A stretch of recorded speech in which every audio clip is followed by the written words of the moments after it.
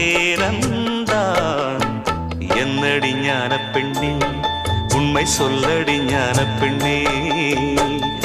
நடந்தால் 2 அடி, இருந்தால் 4 அடி.